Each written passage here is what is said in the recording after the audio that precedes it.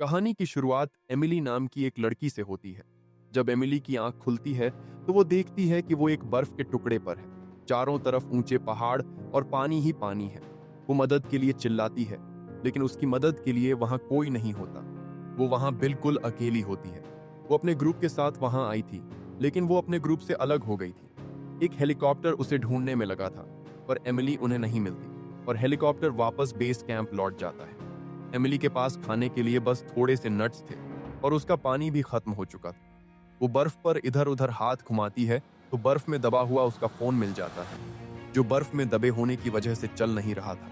उसे प्यास भी लगी थी। पानी के लिए उसने बर्फ इकट्ठा की और उसे कागज से ढक कर ऊपर से आग लगाने की कोशिश की। किस्मत से आग लग भी जाती है। आग की वजह से बर्फ पिघल जाती है और उसे पीने के लिए थोड़ा पानी मिल जाता है। तभी एक और मुसीबत आ जाती है। मौसम तेजी से खराब होने लगता है। तेज हवा के साथ बर्फ गिरने लगती है। एमिली बचने के लिए एक टेंट लगाती है और उसके अंदर लेट जाती है। रात के समय मौसम खराब था और पानी का बहाव भी काफी तेज था। इसी बीच उसका टेंट थोड़ा सा फट जाता है। इसी तरह उसकी रात कट जाती है। सुबह जब उसकी आंख खुलती है तो वो टेंट से निकलकर देखती है कि वो समुद्र के बीच में है। चारों तरफ बस पानी ही पानी है। फिर वो सुई और धागे की मदद से सबसे पहले अपने टेंट को सिलती है।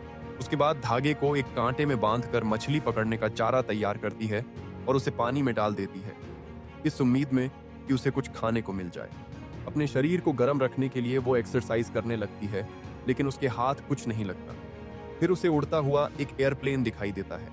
वो एयरप्लेन को दूरबीन से देखते हुए हाथ हिलाने लगती है कि शायद कोई उसे देख ले, लेकिन एयरप्लेन काफी ऊपर उड़ रहा होता है।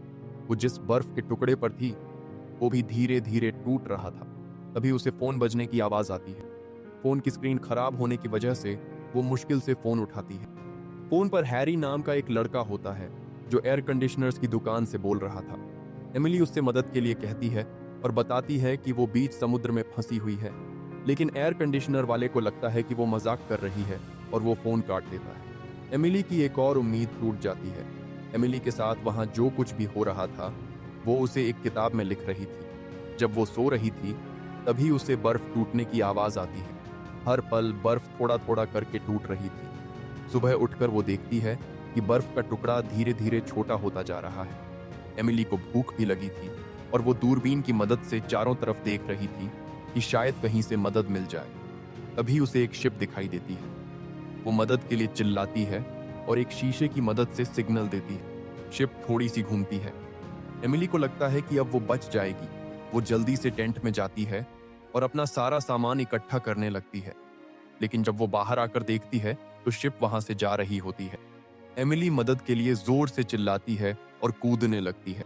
कूदने की वजह से बर्फ टूट जाती है और वो पानी में गिर जाती है। पानी बहुत ठंडा था।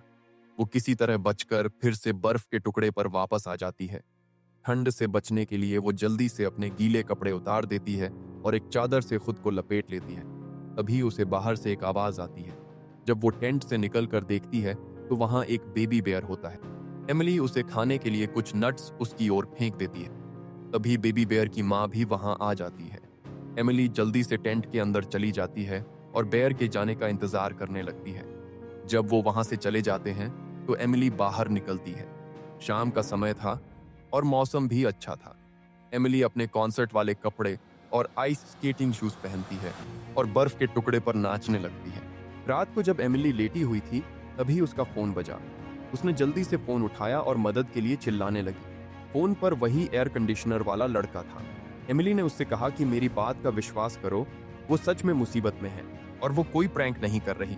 लेकिन एयर कंडीशनर वाले को लगा कि वो उसके साथ खेल रही है। सारी रात दोनों बात करते रहे। बात करते करते सुबह हो गई। एयर कंडीशनर वाले ने एमिली से कहा कि तुम किसी अपने को फोन करो, वो तो एक अजनबी है। तभी एक चमत्कार हुआ। एयर कंडीशनर वाले ने एमिली से कहा कि तुम शायद सच बोल रही हो, न्यूज वाले तुम्हारे बारे में न्यूज में बता रहे हैं। एमिली ने कहा कि उसकी मदद के लिए किसी को भेजो। अभी फोन का सिग्नल चला गया। अभी बाहर से एक आवाज आई। एमिली ने देखा कि बर्फ दो हिस्सों में टूट गई है। एमिली ने अपना सारा सामान बर्फ के बड़े टुकड़े पर फेंका और उसने छलांग लगा दी, लेकिन उसके आइस स्केट शूज की ब्लेड उसके पेट में लग गई। उसने जल्दी से स्प्रे लगाया और अपने जख्म को धागे से सिलने लगी। वो काफी दर्द में थी। पूरी रात वो ऐसे ही लेटी रही। सुबह उठकर उसने फिर अपने जख्म पर स्प्रे किया। तभी मौसम खराब हो गया और बारिश होने लगी। एमिली बारिश में ऐसे ही पड़ी रही। अगली सुबह बर्फ का टुकड़ा इतना छोटा हो चुका था कि एमिली पानी में गिर गई। अब एमिली पूरी तरह से टूट चुकी थी। उसने जीने की उम्मीद छोड़ दी। जब वो पानी में डूब रही थी, तभी उसे पानी में एक हेलीकॉप्टर की परछाई दिखाई दी। वो जल्दी से पानी के ऊपर आई। हेलीकॉप्टर वालों ने उसे रेस्क्यू किया और उसे हॉस्पिटल ले गए। जब वो पूरी तरह ठीक हो गई तो उसने एयर कंडीशनर वाले को फोन किया और थैंक यू कहा। और इसी के साथ मूवी खत्म हो जाती है। हम मिलेंगे नेक्स्ट वीडियो में।